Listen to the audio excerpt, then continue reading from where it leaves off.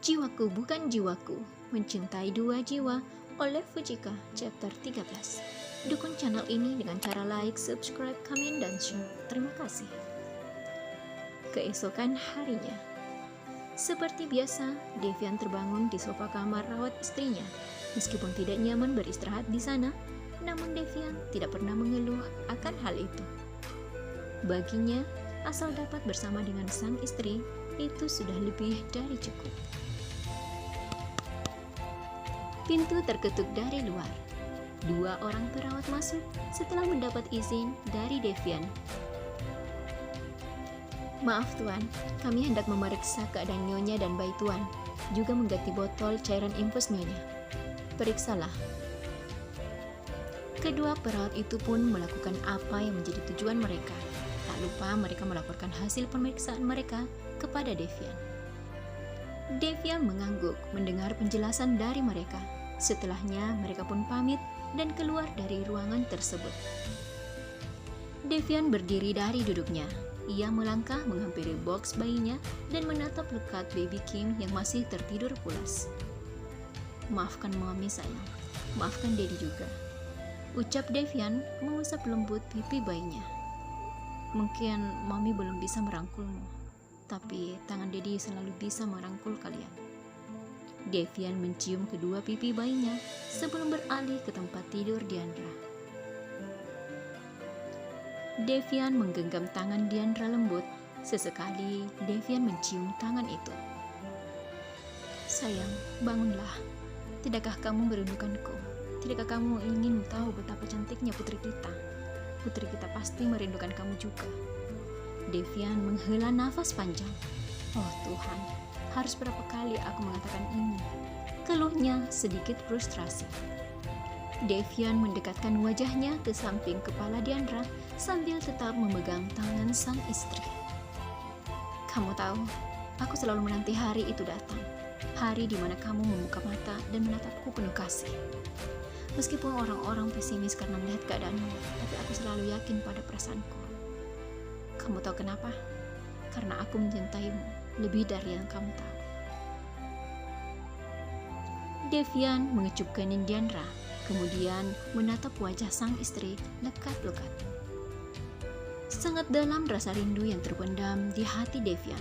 Saking dalamnya, membuat rasa rindu itu berbaur dengan amarah. Betapa tidak, siapapun pasti akan merasakan amarah jika mengetahui penyebab dari kecelakaan yang menimpa orang terkasih adalah sebuah kesengajaan. Namun, hingga detik ini, pihak berwajib belum mampu mengungkap dalang dibalik kejadian nahas yang menimpa Diandra. Entahlah. Di saat Devian kembali menatap sang istri, ia teringat dengan tatapan Nindi semalam. Hatinya berdesir mengingat tatapan itu. Seolah sebuah candu, Devian enggan untuk berpaling. Ada apa denganku? Kenapa gadis itu tiba-tiba terlintas di ingatanku? Dan kenapa aku sangat merindukan tatapannya? Oh Tuhan, aku tidak mungkin mengkhianati Diandra. Aku masih sangat mencintai istriku. Apalagi kami telah memiliki seorang bayi. Devian bermonolog, berusaha menghilangkan ingatannya tentang Nindi. Lagi-lagi pintu terketuk dari luar. Dari balik pintu, muncul Hans dan berjalan mendekat, mengikis jarak di antara mereka. Dev, apa kamu tidak keberatan jika Nona Nindi ingin menemui Diandra? Devian mengernyit menatap Hans. Maksudmu? Selidiknya. Maaf Dev sebelumnya, tapi aku sudah terlanjur mengiyakan permintaan Nona Nindi. Devian memicingkan maniknya, menatap tajam ke Hans.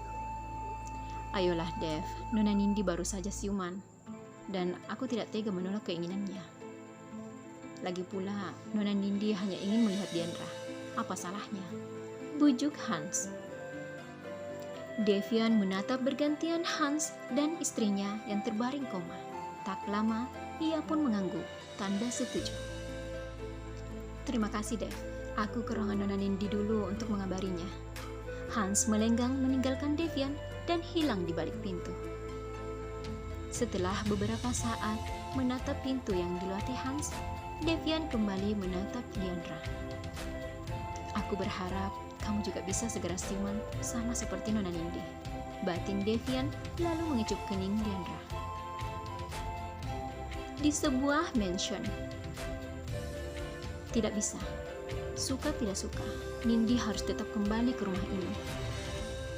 Tuan Abraham marah kepada istrinya yang menolak jika Nindi harus kembali ke rumah yang mereka tinggali saat ini.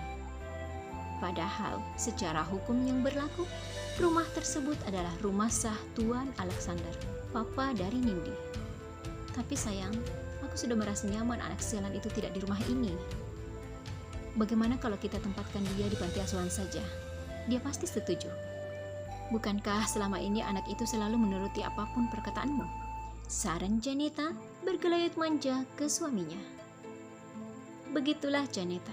Untuk mendapatkan apa yang diincarnya, ia akan menggunakan segala cara agar tujuannya tercapai, termasuk menyerahkan dirinya. Janeta sendiri adalah seorang janda miskin yang hanya mengandalkan parasnya semata. Di saat putrinya berusia 12 tahun, ia berhasil merayu Tuan Abraham dan berselingkuh dengannya. Begitu perselingkuhan mereka tercium oleh istri sah Tuan Abraham, ia pun meminta Tuan Abraham untuk menceraikan istrinya dan berdalih tidak mau jadi istri kedua alias madu. What? Sudah jadi perebut dan perusak rumah tangga orang, malah tidak mau jadi istri kedua dan memaksa Tuan Abraham menceraikan istrinya. Sungguh tak tahu malu. Dengan kejam, Tuan Abraham mengusir dan menceraikan istrinya yang bernama Teresa. Sehingga tiada lagi wanita yang dianggap ibu yang senantiasa merawat dan menyayangi Nindi layaknya ibu kandung. Teresa seorang yang penyayang dan baik hati. Karena belum dikaruniai seorang anak, maka wanita lemah lembut dan anggun itu menganggap Nindi layaknya putri kandung sendiri. Rumah yang tadinya sejuk dan penuh kasih sayang berubah bak neraka bagi Nindi. Satu persatu perlakuan kasar diterimanya dari Tante Janeta dan juga Jenny, putrinya, sejak kedatangan mereka. Dan apabila ketahuan oleh Tuan Abraham, maka ibu dan anak itu akan berkilah mengajarkan kepada Nindi agar tidak menjadi gadis yang manja. Manja? Pribadi Nindi adalah sosok yang ceria, namun semenjak kecelakaan yang merenggut nyawa kedua orang tua dan kakaknya, ia menjadi sosok yang pendiam dan terkesan gampang untuk ditindas. Sikap Nindi yang pendiam inilah membuat Tante Janeta dan Jenny mudah merundungnya. Lalu, di mana letak sifat manjanya? Tuan Abraham sendiri acuh tak acuh dan terkesan tidak peduli terhadap keponakannya sendiri, membuat Nindi kerap kali mendapat siksaan yang bahkan nyaris membahayakan nyawa Nindi. Tuan Abraham mengelak dari gelayutan Janeta dan berdiri dari sofa, lalu melangkah menghadap jendela kamarnya. Jadi, kamu pikir aku mudah melakukan ini? Tuan Abraham menatap sinis istrinya itu. Kemudian mengalihkan pandangannya keluar kaca tembus pandang di hadapannya dengan kedua tangannya di saku celananya. Kenapa tidak?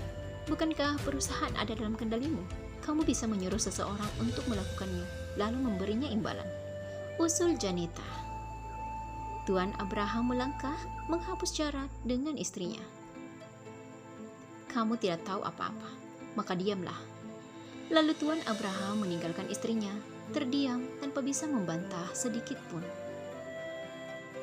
Sial, ternyata aku belum bisa menguasai Abraham sepenuhnya. Janeta kemudian mendudukkan bobot tubuhnya di atas tempat tidurnya.